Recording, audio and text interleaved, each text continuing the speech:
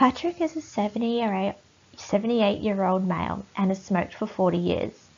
Smoking for 4 decades has had a major impact on his respiratory system by killing off vital cells that assist in the inhalation of oxygen and exhalation of carbon dioxide. Smoking will also age and affect his lung function and capacity to ventilate, as well as damage blood vessels. This decrease in lung function also minimizes the ability to eliminate secretions which build up in the lungs and bronchioles. Patrick has a BMI of 29.3, which is on the cusp of the obese category. As Patrick's BMI increases, this can reduce lung expansion and contraction, as well as lung capacity. The function of the respiratory muscles can also deteriorate with obesity, much like COPD that Patrick has, which is the main cause of dyspnea.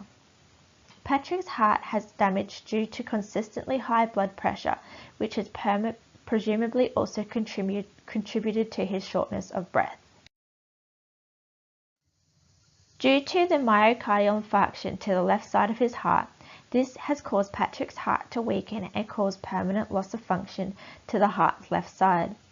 Now that there is irreversible necrosis to cardiac muscle, Patrick's remaining heart muscle must compensate to the loss and work harder. This causes vasoconstriction of the vessels and tachycardia. As well as the myocardial infarction, Patrick has worsening left-sided heart failure.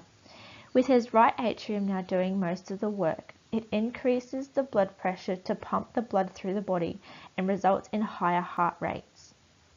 Pulmonary edema is also a result of left-sided heart failure, which triggers tachycardia to occur. Obesity is another contributing factor to high heart rates, as being overweight increases chances of hypertension, and with hypertension comes higher heart rate, which will put the heart under more stress. Left-sided heart failure causes insufficient cardiac output, which leads the kidneys to receiving low blood volume. As a result, the kidneys release renin to increase the blood volume that the heart is failing to pump out. The renin-angiotensin-aldosterone system can increase blood pressure and the heart rate. However, with the heart already being under stress, it can lead to extreme tachycardia and result in complete heart failure. Chronic obstructive pulmonary disorder, or COPD, is a condition that affects lung function. It is likely that Patrick's COPD has developed from his extensive history of smoking. COPD causes oxygen deprivation, also known as hypoxia, and increases in carbon dioxide levels, hypercapnia. Blood vessels in the lungs attempt to compensate for these abnormalities with vasoconstriction to increase blood pressure in an effort to move blood and oxygen throughout the body. Additional red blood cells are produced to increase the volume of oxygen being circulated, causing the heart and respiratory rates to increase.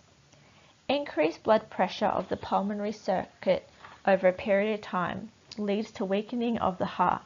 However, in Patrick's case, due to left-sided failure, there is backflow of blood in the lungs, which increases the pressure on his heart's right side. A myocardial infarction is the heart being unable to pump sufficient blood supply, and therefore tissues of the body, heart and lungs don't get adequate oxygen supply. This leads to the death of cardiac and pulmonary muscle cells. Patrick's history of both COPD and myocardial infarction have a combined effect in relation to his left-sided weakness. Patrick's left side heart failure increases his risk of developing right side heart failure. As the left ventricle struggles to pump blood, there is increased blood pressure to compensate, while the damaged left side of the heart is trying to keep up with blood flow. This creates a backflow of blood into the lungs, causing pulmonary edema. Once this occurs, the heart's right side is worked harder to compensate. Right-sided heart failure is a result of the left side failing due to ventricular filling pressure in the pulmonary circulation. Failure in the left side of the heart has caused it to become progressively weaker, which has also been contributed to by the coronary artery myocardial infarction. As a result, this increases Patrick's chance of right side failure, causing pressure in the pulmonary circulation to rise and the right ventricle's ability to empty decreases. Peripheral edema is an indication of right-sided heart failure due to the blood accumulation in the systemic circuit, resulting in swelling of the lower extremities. This is present in Patrick's lower legs below the knees. Once this happens, the right ventricle is poorly prepared to compensate for the work overload, which then results in dilation and heart failure. Patrick's blood test shows some levels are higher than the normal range.